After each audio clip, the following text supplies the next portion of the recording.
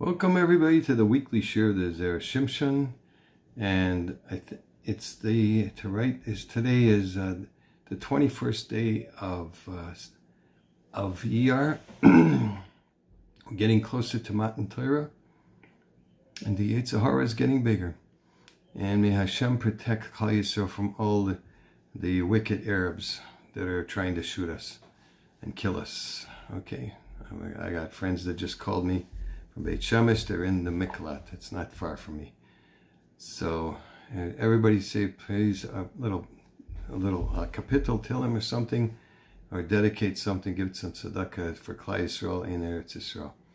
And it's the 36th day of the Omer, by the way, and it's Erev Shabbos, by the way, and it's soon to be Shabbos. So let me get going, and I won't take much time today because I don't want to have to go into the miklat. So all Jews should be protected. Okay, the name of this is from Zera Shimshon, is no interest on mitzvahs. That's interesting. The pasuk says, Al tikach mi'itai neshech v'sarbis eskas b'chol lo'isitan lo'neshech etc.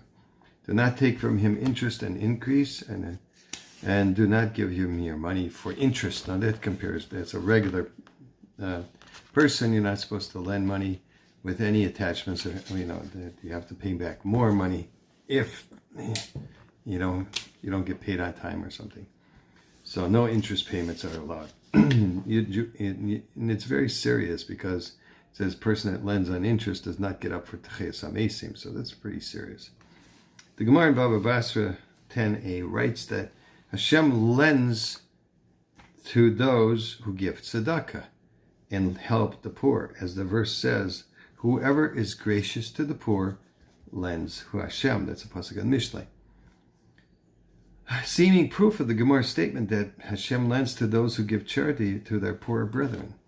How could the Rebbeinu Shalom reward someone who gives tzedakah and spends money to fulfill the mitzvahs by lending them reward above and beyond the payment they receive for doing a mitzvah? Isn't that a case of paying interest? Which is explicitly forbidden. And when Chazal tell us that Hashem keeps the entire Torah, he can't pay interest. So how do you explain this? The Torah in the Shulchan Aruch in Yeridea 160, number 11, say that the Torah scholars are allowed to return items they have borrowed from one another with interest. Since they know that it is forbidden, they give the interest as a complete gift. The Torah and the Shulchan Aruch specify that this leniency can only be relied on when it comes to very small sums of money. If the type of people that actually give one another as gifts, it's like something you give them nothing, next to nothing. However, giving interest is not permitted when larger sums are involved. Someone who gives tzedakah or spends significant sums of money on mitzvahs is definitely presenting that money to Hashem as a complete gift. As the Mishnah says, be like the servants who serve their master without thought of reward. So it says in Pirkei Avos, which means that anything that Klal Yisrael gives Hashem is given as a gift with no strings attached. Furthermore, the reward that Hashem is promising here is small, since he only gives the interest in this world. As the Mishnah writes, a person partakes of the interest in this world, while the principle remains intact for the world to come. It's a Mishnah in Peah, right? First we say every morning. Take into account that Mishnah that says 1 hour of enjoyment in the world to come is infinitely greater than all the enjoyments of life in this world.